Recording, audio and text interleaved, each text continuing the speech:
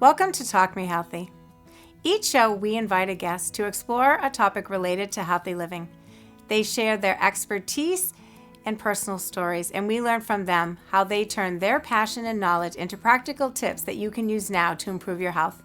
I'm your host, Sherrie Keating, founder of Diabetes Care Consulting. My goal is that each show you will hear something that will motivate you to make a small but significant change towards living a healthier and happier life.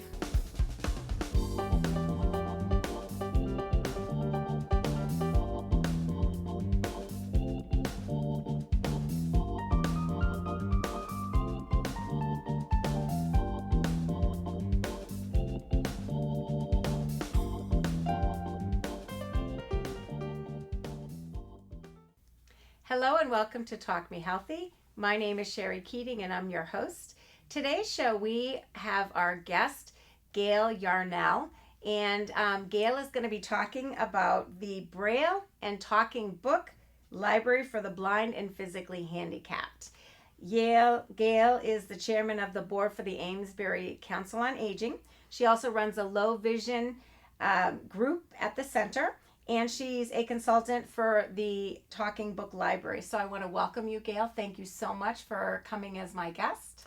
Thank you very much for asking me. Oh, you're very welcome. I'm really excited to hear about all the work that you're doing. And before we get to the Talking Library, I do want to, Talking Book Library, you corrected me, correct? I do want to hear a little bit about your story and why you're doing what you're doing today. Would you mind sharing that? Not at all. I'm not sure how far back you want me to go. I'll just push me along if I start to talk too much because Sure. I have a tendency to do that. I was born in Chicago, and I'm not going to say the year, but it was a long time ago. And I was born in a hospital that was very overcrowded, and nobody really knows why, but somehow I ended up having very, very low vision. And it was not really discovered until I was 5 or 6 years old. And I was my parents' first child, and they waited a long time to have me, and they were certainly convinced that they were going to have a perfect child. And a perfect child meant that there wasn't anything wrong with me, other than maybe I was a little bit lazy. And my grandfather finally said, "This child isn't lazy, she can't see." So they eventually took me to be tested, and it's very hard now, and it was much harder then to really do an accurate vision test on a young child. So they never really determined how much I couldn't see or could see when I was first tested. And I went into regular school, and I really was not aware that I wasn't seeing. I had no concept of what seeing differently would be, so I just learned my own way and figured all the rest of the little children in my classroom were learning their own way. And so when we did those silly Dick and Jane and Sally books, there was a big book at the front of the class, and I would just amble up there, and the print in that book was probably 8 inches tall, and I would memorize those pages, and when it came to my turn, I just read what I memorized. And then in second grade, I got caught. There was too much to memorize, and the teacher said, "No, this child is not able to see the print." So I spent a little time in a school across the city, a few years, that I took an hour and a half bus ride to get to, and spent time in what was called a sight-saving class. And I wasn't very happy there, and I can be difficult when I'm not happy. So Can't we all? Well, I look back and I really realized that I made everybody around me miserable because I was not miserable. I mean, I was miserable. So in 6th grade, they brought me back to the class, my regular school, and the deal was that there was no special help. If I wanted to be in that class in my regular school, the only help I would get would be from my parents. And we all agreed to this, and I actually did fairly well through 8th grade. And then my parents picked a small high school for me to go to, and that worked out pretty well. People were were reading tests for me at that point, and my mother was taping books and things that I had to read. We didn't know anything about any other services. And when I was 17, we moved to Florida, and I went to a different doctor, and this doctor said, well, why aren't you using talking books? And I had no idea there was such a thing. And the talking book player, which was a record player, was delivered to my house. And my first books, which were books that I had to read for school, the first book I read was Tale of Two Cities. And I was absolutely hooked. And so that I kind of just went on and lived a normal life. A normal life for a woman in 1965 was pretty much to either go to college or get married. Mm-hmm. And my father didn't feel that women needed to go to college. So he told us as kids that we could have 2 years of our college paid for, and then we needed to be on our own. As if we hadn't found a husband by then, maybe the odds weren't good that we were. So we were going to have to pay for our own.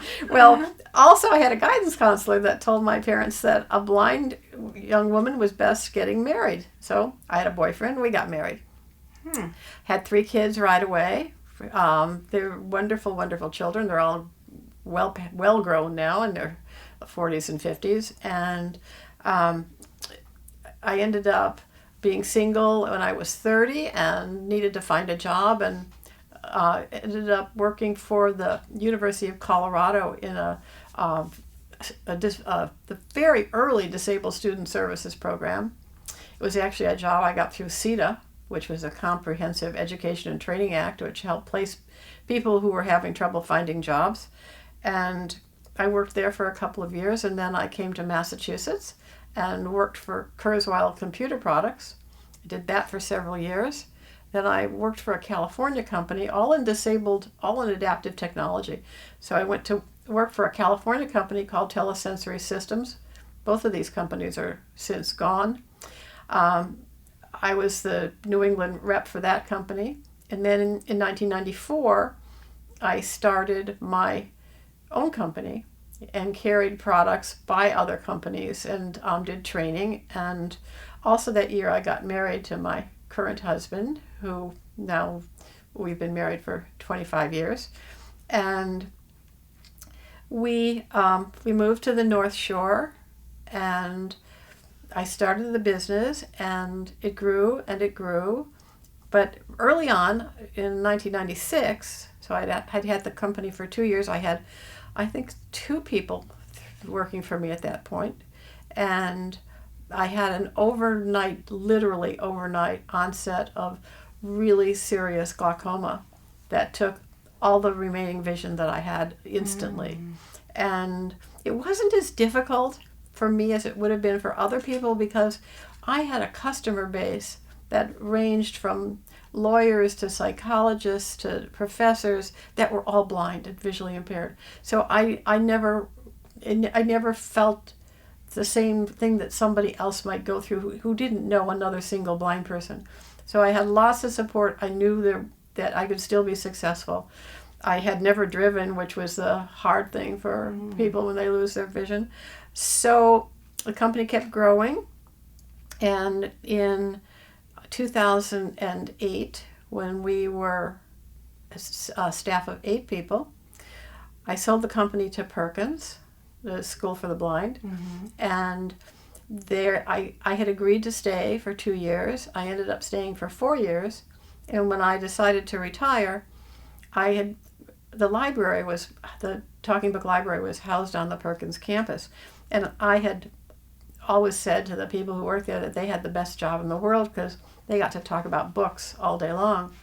And so they came over and sat down in my office one day and said, well, how would you like to work for us? And I said, well, I would need to at least have money enough to be able to pay somebody to drive for me. And they said, oh, no, we'll pay you. Which I was stunned that I was going to get to go around and talk about books and how people could read for free and get money. And when I had just left the world of trying to sell thousands of dollars worth of equipment to people that was definitely going to make their life better, but it was I always felt like it was wrong that people were having to pay that kind of money.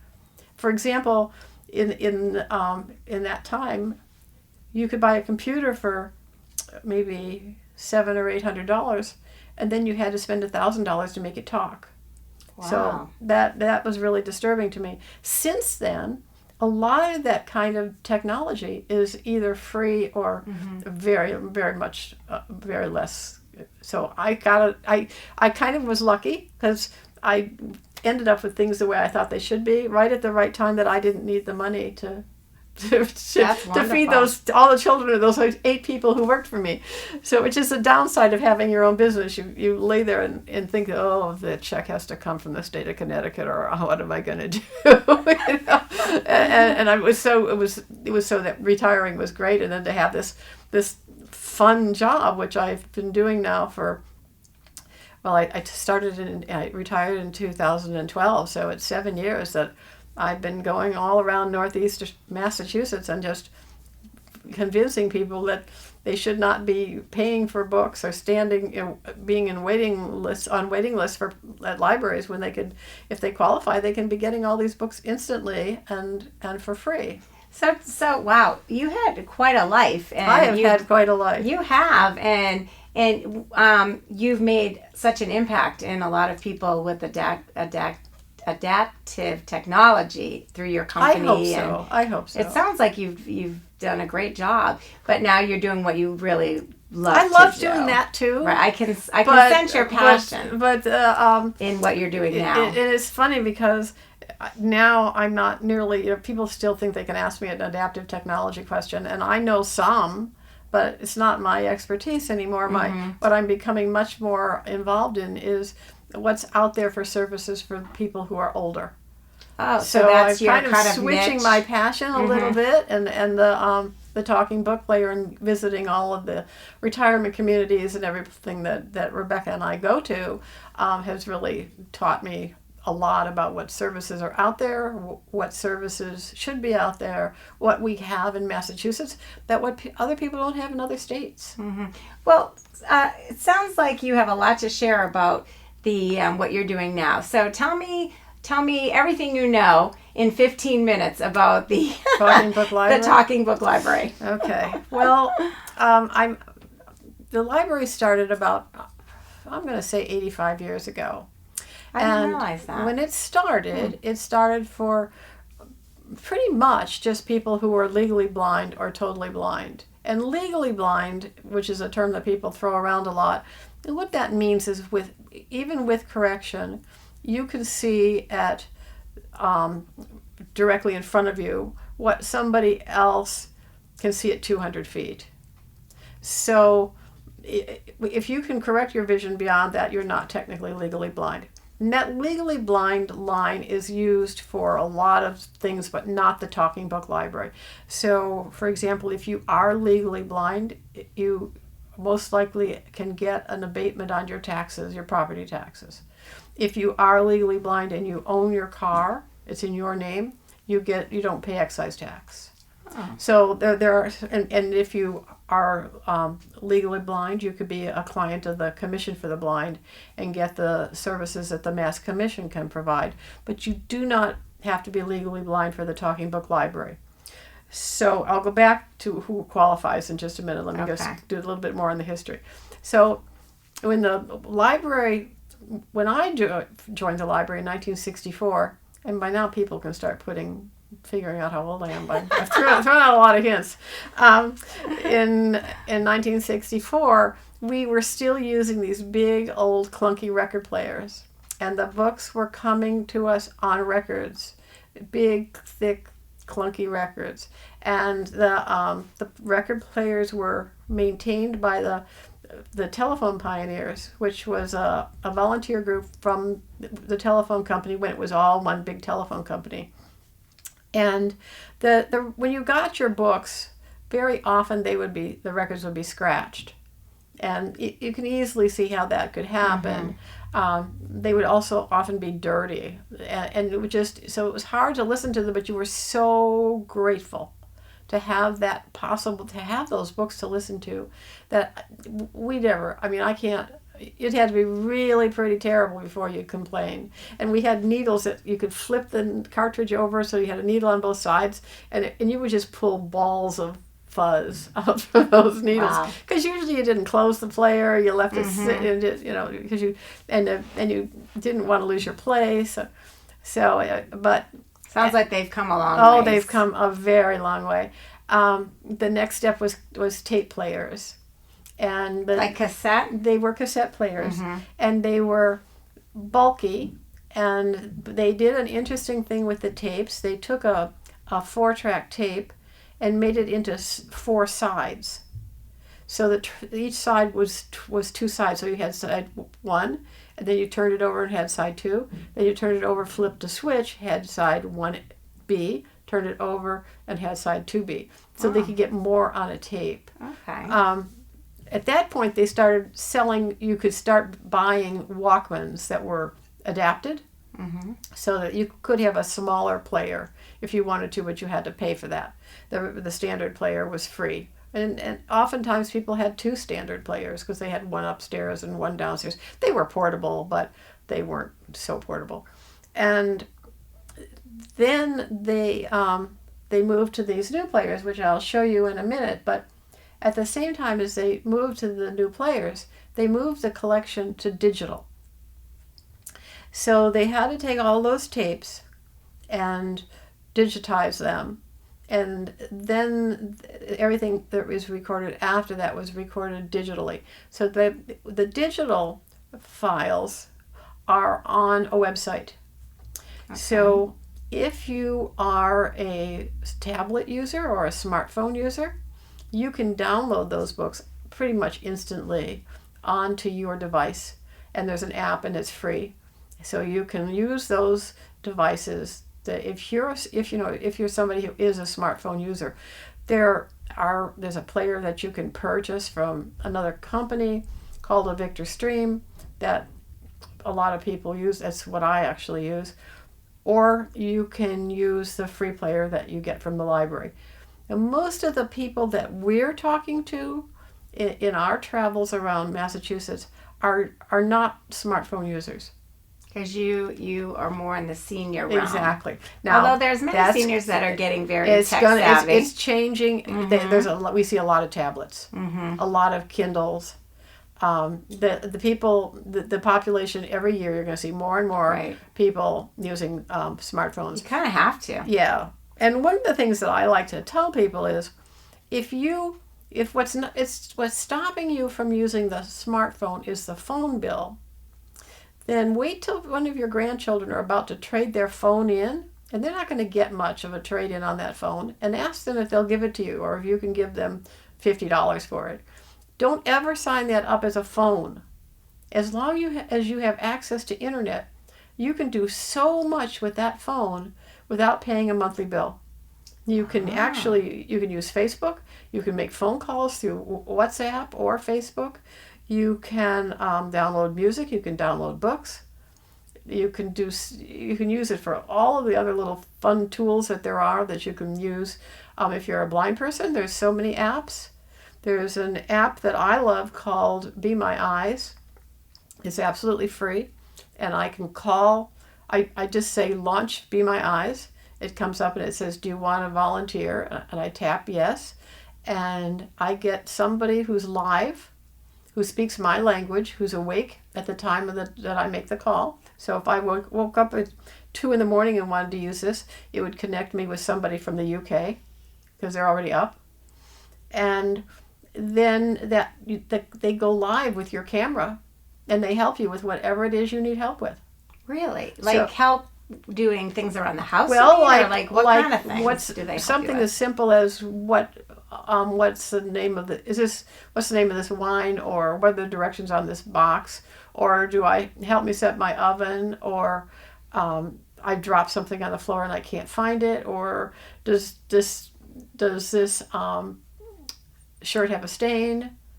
I mean, anything. People take you to the grocery store, and the person will stay on the phone with you the whole time you're grocery shopping. And this is free. Absolutely free. That's amazing. Yeah. And what's funny about this is there's so many volunteers, because Everybody wants to be a volunteer, and they're like the old Maytag repairmen. The lonely, they're waiting desperately for a call so they can help somebody. That's wonderful. And it's a really wonderful app, and you can do that with your phone if you don't have phone service. As long as you have access to internet, you can do that. Wow. So their phones are amazing. They are. So your phone you just talk to. No, that's a whole other thing. Okay. I there's an app. I use Apple iPhone and tablet in every Apple product, and Android does this too, but it's different. In every Apple product, there's an accessibility section, and it lets you play with the size of the print. It lets you, for people who can't do that stretching motion with their fingers, it changes so you can do it with one finger. Okay. If you're visually impaired, it turns on speech. Okay. So yes, I talk to my phone, but it also talks to me. Okay. So, wow, that's wonderful. I love all this adaptive technology. We did a whole show at Easter Seals in their adaptive technology center, and I was blown away with all the resources that people have that they may not even be unaware of. So I love bringing this information to the viewers. So in terms of the Talking Book Library, now you have a demonstration here, right. And so I want to find out now. I became visually impaired, lost my vision, and now I want to access this library. Or I'm you disabled. have arthritis really bad and you can't turn pages or hold a book easily. Okay. Or you have Parkinson's or MS and your hands shake. Or you had a stroke and you can see the letters as clear as day. You can't make words out of them. Or you have a learning disability that makes it so that you can't easily, you can muddle through, but you're certainly not going to sit down with Gone with the Wind and read a big, long, thick book. Okay, but so this is for more than visually impaired. Okay, so I am visually impaired or I have a disability and now I want to access these services. Okay, so the first thing you need to do is get an application. Okay. And you can do that by going online. And we have this application here. And you can download that application. Or you can call the library and ask them to send you an application. Now, everything about this library is free. Okay, but you have to apply. You have to apply. And when you get your application, if you got it sent to you by the library, they would send you a postage paid envelope. If you download it, you're going to have to pay for the postage to get the application sent in. But that's the only thing you'll ever pay for. And as long as they qualify, they'll get approved. Right. Now it needs to be signed. And it does not need to be signed by a doctor. So if you have somebody in your life that's a service provider of any kind, like you've got a social worker or a regular doctor, doesn't have to be an eye doctor. Case manager. Yes. Okay. They can sign this application, and nobody's going to check up and see that this is we're not going to come and do a vision test or they're going to honor system. It's absolute honor system. Okay. The application also gives you a few categories of books that you can check off if you want, so that you can say, and it also gives you some things that you can check off if you don't want. So if you don't want bad language or descriptions of sex or violence, you can say that in the application, and then they'll do their best to never send you a book that has any of those things in it. So you fill out the application, you send it in, and then what happens next? All right, then the library is going to call you. Okay. And they are friendly people. And they're going to ask you several questions. They're going to ask you a little bit more about what you want to read. So you can have a genre or an author or a country you want to read about, or there's books in lots of different languages. There's 75 magazines. And they'll talk to you about all of the different things that are available, and you can sort of figure out what you want to start with. Okay. There's also a service that they'll ask you about called Newsline that lets you listen to newspapers and magazines over your phone. It could be a regular landline. For a lot of people, that's easier. And you get that day's 350 newspapers and magazines that are current. So it's not just books. no, It's movies, magazines. well, this is over the phone, so this is just magazines and newspapers. Okay. The movie piece, they have again, our library has a lot that other libraries don't have. So that our library, the Massachusetts branch, these libraries are all over the country.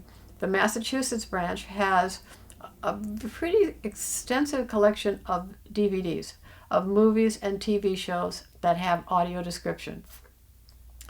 So 25 words or less audio description is a track that's added to a form of entertainment that describes what you can't hear. So if there's something going on the screen that's not spoken, or some detail that is important but you wouldn't know it if you couldn't see the screen, it will describe that. And movies coming out of Hollywood now, 95% of them have audio description. In fact, there's conversation of making an Oscar category for audio description. Wow. So, because some of the describers they write these beautiful scripts that the readers do for the audio description. Movie theaters have this. Not every movie theater.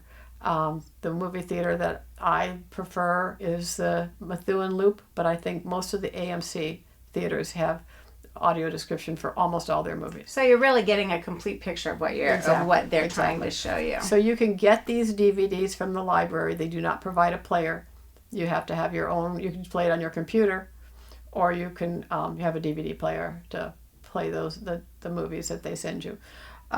So you get your application, you get a call. You get a call. You figure out what your interests are, and then they start sending you They books. send you 5 books Okay. to start with. All right. And the books are going to come in a box like this. All right. And through the mail? Yeah, in the mail. And on the front there's a card that has your name and address. When you're finished, you turn that card over, put it back in the little holder, put it in the mail, and they'll send you another book as soon as they get it.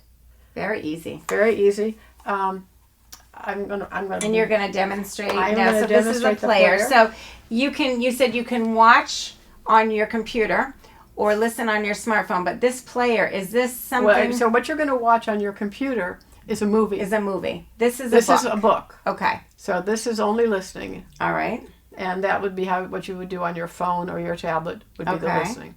And this is called This is a talking book player. This is the newest version of these players.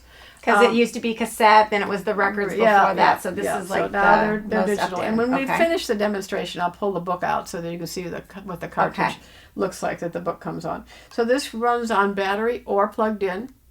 It will give you about 25 hours of battery time. When it's plugged in, you can use it while it's charging.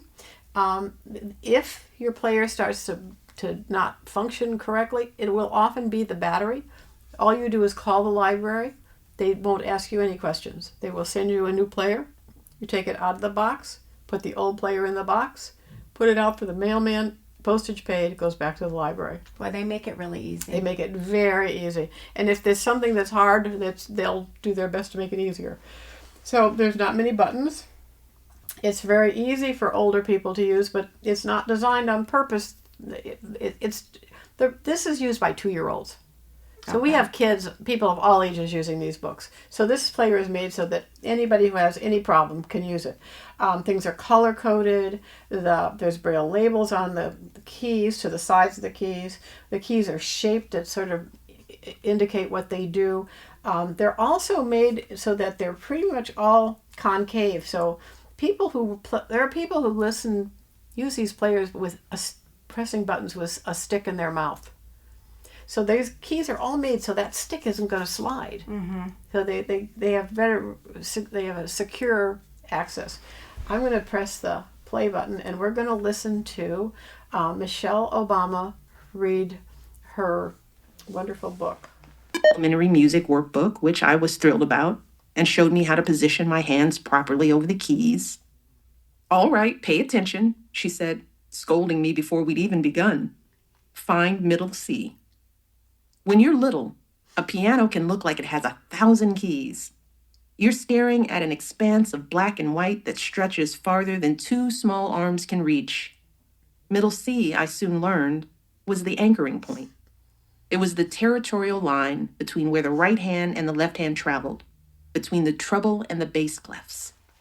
If you could lay your thumb on middle C, everything else automatically fell into place. The keys on Robbie's piano had a subtle unevenness of color and shape, places where bits of the ivory had been broken off over time, leaving them looking like a set of bad teeth. So Helpful. So I have a question about this. Then, Yes. does the author who wrote the book read the book? Well, this is an interesting thing that's happening right now. When the program started, the Talking Book Library has professional readers. They're wonderful, wonderful readers. In many cases, they're better than the authors. But lately, it's become very trendy for people who use programs like Audible, which are paid ways to get talking books that sighted people use in their car or wherever they're listening to books. So a lot of authors record their own books. The Audible program, and there's Penguin Books, there's a lot of places now doing recordings. They are now giving those books to the Talking Book Library so that we're getting new books much faster than we did previously. So we had Becoming within 3 or 4 days that it came out. Such a good book. I'm almost done reading it. It's a fabulous book. Mm-hmm. So I don't know. We're coming short on time. So I just want to. We could do hours of this because Yes. it's so. You're such a wealth of information and your story and how it led you. Isn't it interesting how our life circumstance kind of brings us full circle to doing a lot of times what we love to do. But the secret is to be open to it. Ah, that's good advice. Absolutely. Very true. So, and what you're doing, so you're going around and you're sharing this information to people who can utilize this. Mm-hmm. It's free. They put in an application, they get a call, and then they just start receiving this free books, movies. They can do the Newsline, which is the newspaper, magazines. And it's located, Watertown, you said was the... Watertown is the main library. There's a branch in Worcester. Okay. And so for people to access this, to start, they can go on the website and get the application? Or they can call the library and ask them to send them one. All right. So on the show, we're going to have the 800 number and we're going to have the website on the show so that people can go to those resources and start to use this incredible technology. I mean... It must be... I was going to show you the book. Go ahead. So that's book. It. One thing, you put it in, you can listen to the entire book. You never have to change sides. You never have to do anything. Holds your place. So if you want to read 2 or 3 books at a time, you can do that. And every time you put the cartridge back in, it's going to go right to where you stopped. That is amazing. So I know we have to end the show now, but I wanted to ask you, how has this changed your life? Oh, okay. So the first thing that comes to my mind is I love to travel. And when I lost the remainder of my vision, I was kind of not sure if that was going to be the end of my husband and I and our travel life. And what I have found is if I read enough books, I don't care if they're novels, cookbooks, travel books, anything that I can find about a place that I'm going, I feel like I could see it when I'm there. Oh, I love that. That's wonderful. So we can't encourage people enough. Do you actually, if someone was interested in organization and having you come, how do they reach you? Is there a way to reach you or do they need to go through Watertown or Worcester or how do they access you What personally? they can do is they go through Watertown. Okay. They will be sure to put them in touch with the person that is for the area that they... I'm sort of out of my area right now. But so that's the best way is to just contact the library and say they want to have a speaker. Okay. And they'll put you in touch with the person that covers that part of the state. Okay, perfect. All right. Well, I can't thank you enough for sharing your beautiful story and for all the things that... So the bottom line really for me is listening to your story is that anyone can achieve anything. They just need the motivation. I don't think I could be an airline pilot. Well, maybe not. Well, okay, so not anything. Right. But, I think the takeaway message is really that if you have the desire, don't let any disability or visual impairment or hearing impairment or whatever your particular impairment may be, don't let that stop you from achieving your goals and living a happy, healthy life. And remember that opportunity knocks. It doesn't beat down the door. Absolutely. So you have to kind of... You have to pay attention. Right. And you have to say yes. And then you can do what you love to do, just like you're doing, and help people. I love that. Well, again, thank you, Gayle. Thank you. And thank you, viewers, for tuning in. And remember to always live your best life every day starting today, and to never let anything stop you from achieving your dreams. This is Sherrie Keating from Talk Me Healthy. Until next time, have a great day. Thank you for tuning in.